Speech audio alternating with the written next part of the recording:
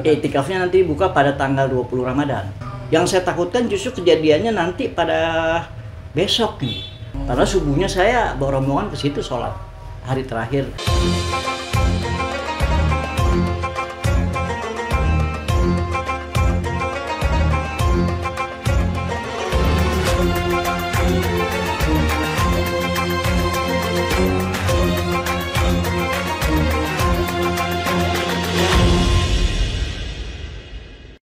Halo, assalamualaikum warahmatullahi wabarakatuh, sahabat Satriani Wisata atau mitra Muslim.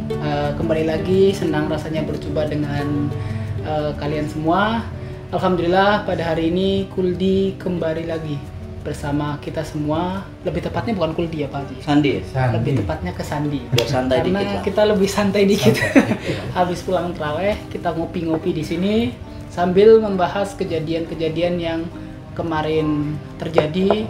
Sama apa aja kejadian pas Ramadan, tentu saja di bumi para nabi, di Yerusalem, dan beberapa tempat juga ada beberapa kejadian juga yang mungkin agak sedikit ramai, yang sedang hangat-hangatnya diperbincangkan, terutama di masjid suci ini yang di belakang kita ini, salah satu bait suci. Itu ada beberapa kejadian juga yang harus kita bahas di Sandi kali ini. Sudah hadir di samping kanan saya Pak Ustadz Edi Hamdi serta rekan kita Mas Eko. Gimana kabarnya Pak Ustadz dan Mas Eko? Alhamdulillah. Baik. Alhamdulillah. Jadi gini nih Pak Ustadz nih, dari beberapa hari kemarin kita sudah mendengar, mungkin 2 hari 3 hari yang lalu ya. Sekarang kan tanggal 3 ya?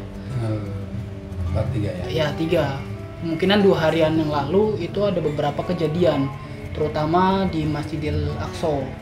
Dan juga saya dengar ada pembukaan kurang jelas pembukaan apa. Yang jelas saya lihat dan saya scroll di TikTok, itu banyak warga yang masuk ke situ. Dan kondisi sekarang itu kan kondisi Ramadan. Itu seperti apa Pak Ustadz? Baik, terima kasih Mas Zahrul dan Mas Eko. Saya kebetulan baru kembali dari Masjidil Aqsa persisnya tanggal 2 April kemarin. Ada beberapa peristiwa yang mungkin bisa saya sampaikan kepada mitra Muslim. Pertama, sebelum atau pada bulan Ramadan ada terjadi demo besar-besaran, dan demonya ini antara bangsa Israel dengan pemerintahannya. Oh, jadi Israel juga berdemo ya? Iya, di Tel Aviv. Itu kejadiannya sebelum hari Selasa ya, Senin yang lalu. Sekitar tanggal 25, 26 gitu ya. Karena di Tel Aviv ya? Di Tel Aviv. Sehingga pada hari Selasa itu tanggal 28 kalau tidak salah ya. Tanggal 28 itu airport Bandara Ben Gurion yang ada di Tel Aviv. Bahkan border-border itu yang masuk dari Yordan maupun dari Egypt, dari Mesir, Taba itu ditutup 24 jam. Oh. Karena bentrokan antara demo dari warga Israel dengan pemerintah. Ya, demo seperti kita lah ya. Itu terjadi 24 jam lah, tapi sudah selesai. Itu peristiwa pertama karena Benjamin Netanyahu memecat salah satu menterinya.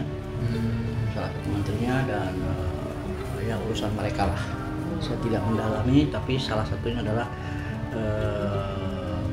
masyarakat mendemo karena minta naik upah, salah satunya gitu ya. Oh, naik UMR gitu ya. Kalau di UMR Indonesia kan biasa setiap tahun itu Iya. minta demo kenaikan UMR gitu. Itu salah satunya, itu kejadian sehingga saya masuk ke Aqsa itu baru bisa masuk tanggal 28 atau 29 ya. Hari Rabunya saya bisa masuk ke sana. Oh, bulan Maret kemarin ya Pak Ya, Ustadz? bulan Maret. Jadi Jumat kedua kita bersama rombongan Satriani memang berada di Masjid Aqsa melakukan sholat Jumat, sholat tarawih, sholat Jumat dan tarawih. Dan khusus untuk tahun ini memang Israel memberikan ruang kepada masyarakat Palestina yang berada di tepi barat maupun yang di Gaza.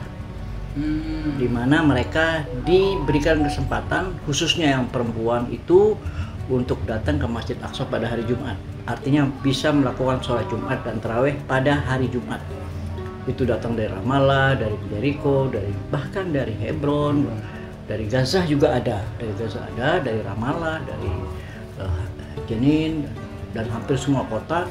Sehingga pada tanggal 30 kalau nggak salah hari Jumat itu hampir 250.000 orang sudah berkumpul di dalam Masjid Aqsa dalam rangka persiapan sholat Jumat.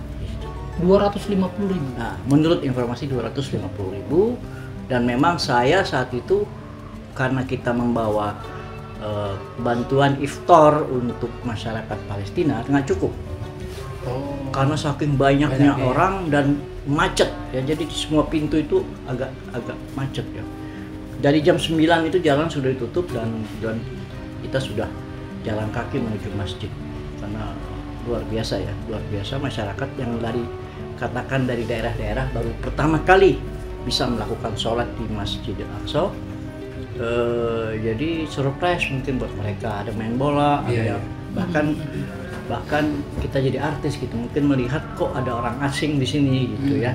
Karena saya lihat tidak ada orang Asia yang di Masjid Aqsa hari Jumat itu kecuali Satriani. Masya Allah. Gitu. Jadi saya mencari-cari teman-teman nggak ada gitu. Jadi cuma Satriani, kebetulan kita sholat Jumat di situ. Kemudian saya dengan beberapa teman memberikan iftar kepada masyarakat Palestina yang berjumlah 245 paket. Itu dari sedekah dari sedekah teman-teman alumni. Teman-teman alumni yang sudah tahu kondisi Aqsa dan mereka memberikan iftar. Kita buat box memberikan pada hari itu Jumat, kebetulan hari yang baik. Itu kita baru bisa masuk 20 menit sebelum maghrib, itu barang makanan tuh baru bisa masuk ke dalam itu karena sangat penuh. Jadi saya antri dari luar itu luar biasa. Nggak biasanya gitu. Tapi itu maaf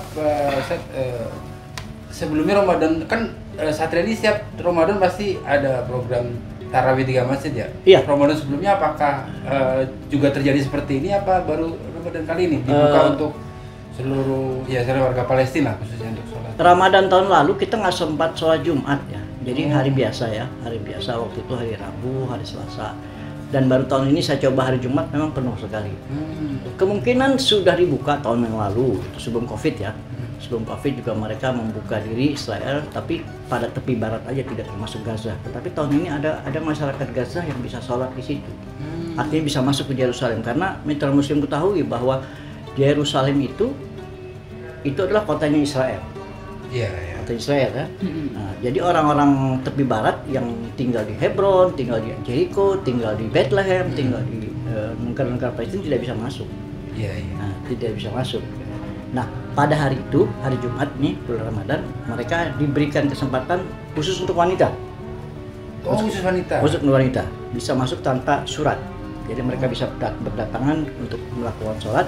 Kalau yang laki-laki itu harus di usia 55 tahun ke atas baru boleh, tanpa surat.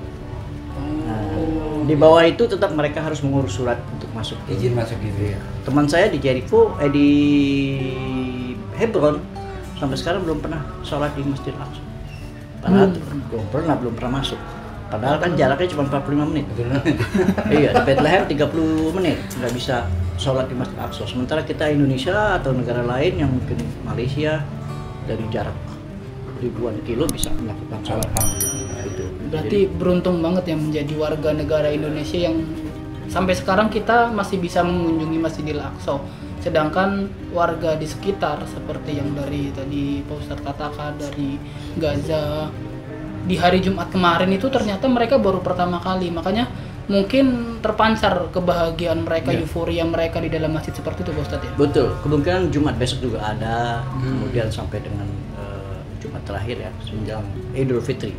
Jadi setiap Jumat mereka diberikan kesempatan, menurut informasi 4 kali Jumat mereka diberikan kesempatan untuk datang ke Masjid Aqsa. Jadi yang mau ke Masjid Aqsa hari Jumat memang padat sekali dan akan mendapatkan masyarakat yang dari daerah, bukan hanya Yerusalem.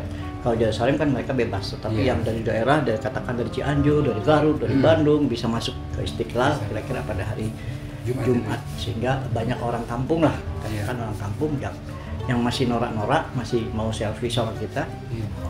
melakukan sholat di sana. Tapi kondisinya aman tuh kan, biasanya kalau dulu pernah sempat terjadi dibuka juga sholat Idul Adha atau sholat apa itu untuk warga Palestina yang di luar kota Yerusalem, terjadi bentrok lah mungkin karena Israel menjaga keamanan di area Al-Aqsa, mungkin karena warga yang dari luar berdatangan itu biasanya ada kejadian-kejadian yang terjadi kemarin atau apa, aman-aman aja Pak? Sebetulnya begini, kemarin kejadian itu pada tanggal 31 Maret, persisnya tanggal 1 dini hari. Kan yang datang ke Masjidil Aqsa itu tujuannya mau iktikaf. Iktikaf ya. Sementara yang dari warga luar ya? Ya semua. Ya? Karena mereka datang dari luar, mungkin mau bermalam segala macam, tidak boleh. Karena kan Masjid Aqsa ditutup 20 hari Ramadan ini tutup setelah taraweh. Taraweh selesai jam 11.12. Kita mulai kemarin taraweh jam azan Isya jam 8.30, jam 9 mulai sholat, kemudian mulai taraweh 23 rakaat sampai jam 11-an baru selesai taraweh.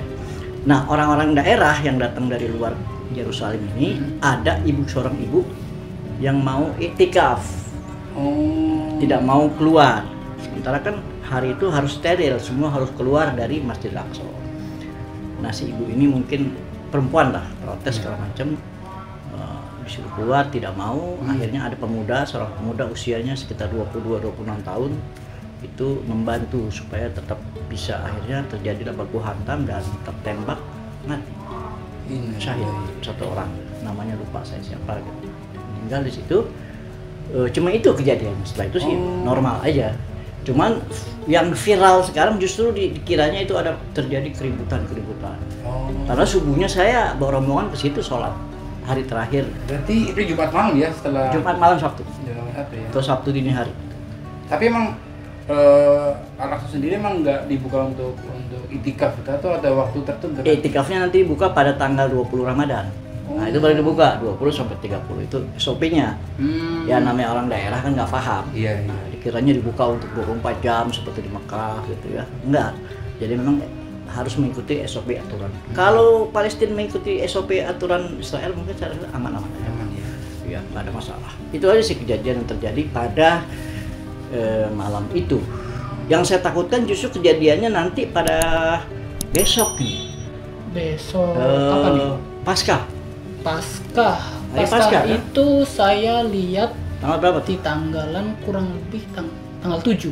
Ini Paskah mana dulu? Paskah ada 2. Oh iya, Paskah ada 2. Iya, di kalender kita tanggal 7. Tanggal 7 itu Paskah wafatnya Isa. Nabi Isa ya?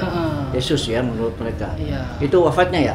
Tanggal 7 kan? Besok. Nah, tanggal 5 juga Paskah untuk Yahudi. Oh, ada 2. Iya. Kalau Paskah untuk Yahudi itu seperti apa, Ustaz? Yahudi begini, kita tahu bahwa Nabi Musa adalah nabi yang menyelamatkan Bani Israel di bawah kungkungan Fir'aun Ramses II yang dijadikan budak. Nah, Nabi Musa lah yang menyelamatkan Bani Israelnya masuk ke Palestina melalui Nabi Yusha bin Nun, bukan Nabi Musa ya, tapi pada zaman Nabi Musa, sehingga mereka melakukan Paskah. Nah, sedekah katakan atau apa ya istilahnya, selamatan. Dan selamatan itu mereka mencoba untuk mengorbankan kambing kibas, apa namanya? Domba laki-laki untuk dipotong di namanya kuil Sulaiman atau yang sekarang di Qubbatus Sofro. Nah, sini.